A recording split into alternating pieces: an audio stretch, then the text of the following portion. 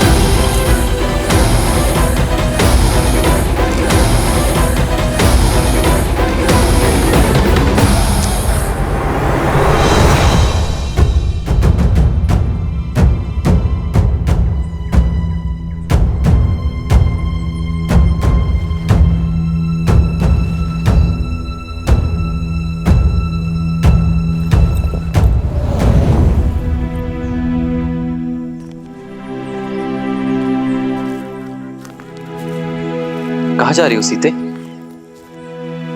भोजन के लिए जल लेने जा रही हूँ। आओ मैं भी साथ चलता हूँ। नहीं आ रहे, आप क्यों कष्ट करेंगे? जलधारा निकट ही है, मैं ले आऊंगी। कल तो कह रही थी कि अयोध्या जाकर मेरे साथ बिताने को समय नहीं मिलेगा, इसलिए जितना समय हो सके साथ ही रहते हैं। आओ।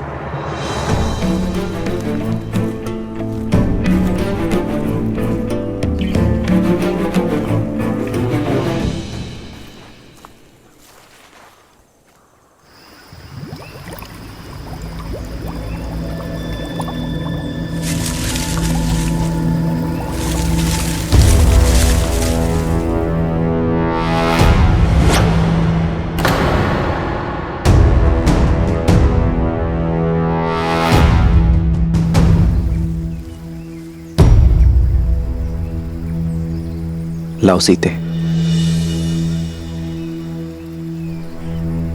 जानती हूँ साथ आने का कारण मेरा साथ नहीं, सुरक्षा है।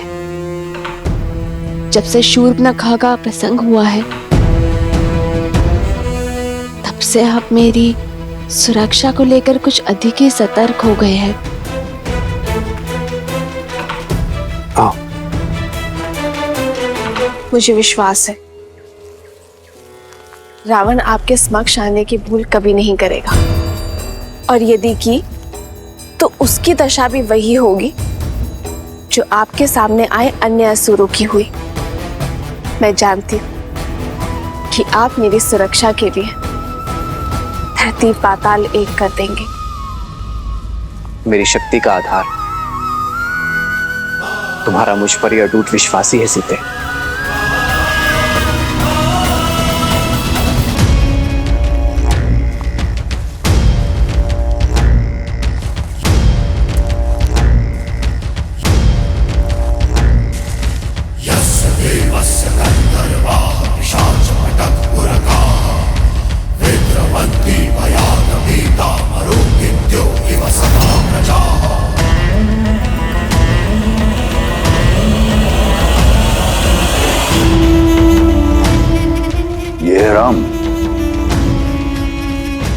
ये तो नीरव बालक है। बालक नहीं महाराज, महाराज बलि ने भी वामन को बालक समझा था, लेकिन ये भूल आप मत करें।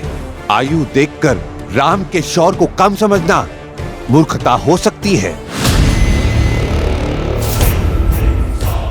एक बार, केवल एक बार और राम की प्रशस्ति खाओ, फिर देखो कैसे कैसे मेरा दास यम यहां स्वयं आता है तुम्हारी आत्मा लेने। अपना ध्यान केवल हमारी योजना पर रखो। एक बार और। एक सेवक का कर्तव्य होता है कि वो अपनी स्वामी की हर बात माने। जैसा कहा गया है वैसा करो। जाओ।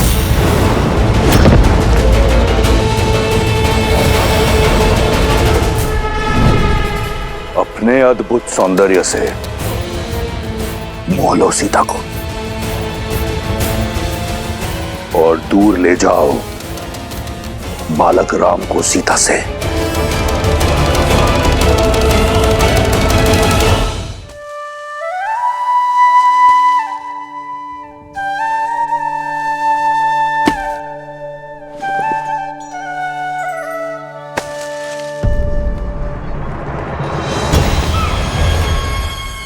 स्वर्ण मृग?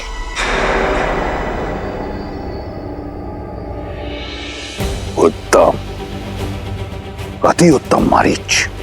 भटकाओ उसका मन ताकि मैं उस बालक को भटका सकूं।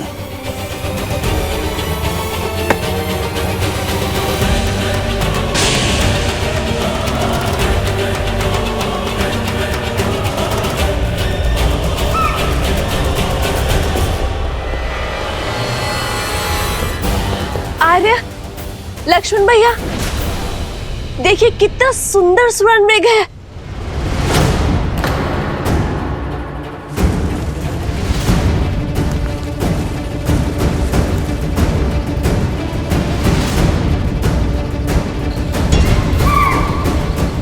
आर्य, वैसे एक बार स्पर्श करना चाहती हूँ।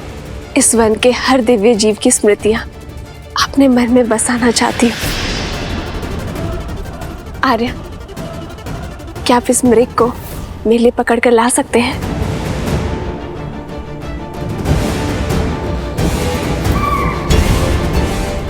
स्वर्ण मृग नहीं होते सीते। नहीं होते? तो ये यहाँ क्यों है? और इसका रूप कितना आनंददायी है आर्य। हर बार रूप आनंद का कारण नहीं होता सीते। कई बार भ्रम छलावा भी होता है। मुझे भय कि स्वर्ण मृग कोई माया जाल है। भूल गई सीते, रावण अपनी बहन शूर्पणखा के अपमान के प्रतिशोध का मार्ग खोजा है, और यह मार्ग माया जाल भी हो सकता है। हमें कुटिया में चलना चाहिए।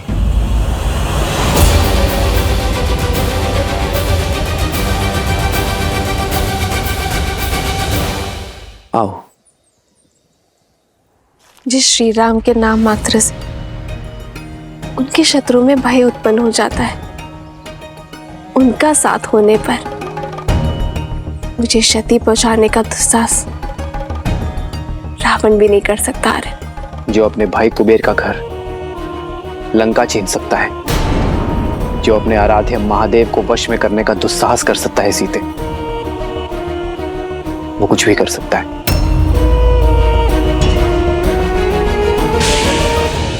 हर चमकने वाली वस्तु स्वर्ण नहीं होती सीते। शूर्पणखा का प्रसंग स्मरण है ना तुम्हें? हाँ, पर आर्य, इसका अर्थ ये तो नहीं है ना कि हर सौंदर्य के पीछे संकट की छाया खोजी जाए। आप एक क्षण को सोचिए, यदि ये मायावी ना हुआ तो क्या इस सुंदर जीव का संरक्षण करना हमारा धर्म नहीं है आर्य?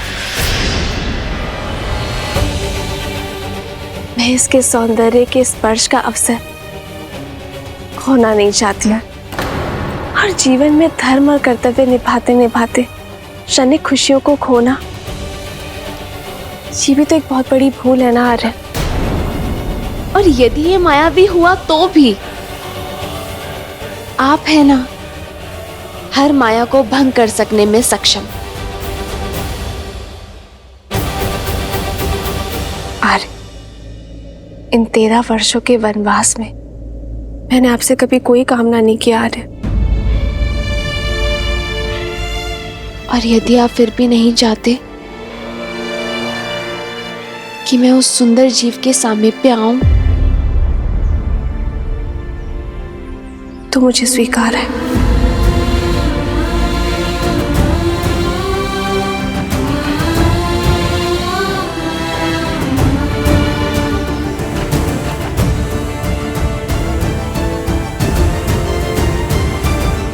सीते,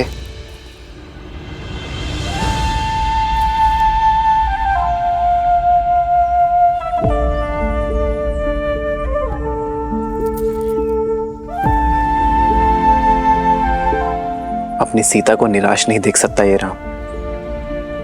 यदि तुम्हारी प्रसन्नता इसी में है तो मैं तुम्हारे लिए स्वर्ण मृग अवश्य लेकर आऊंगा सीते।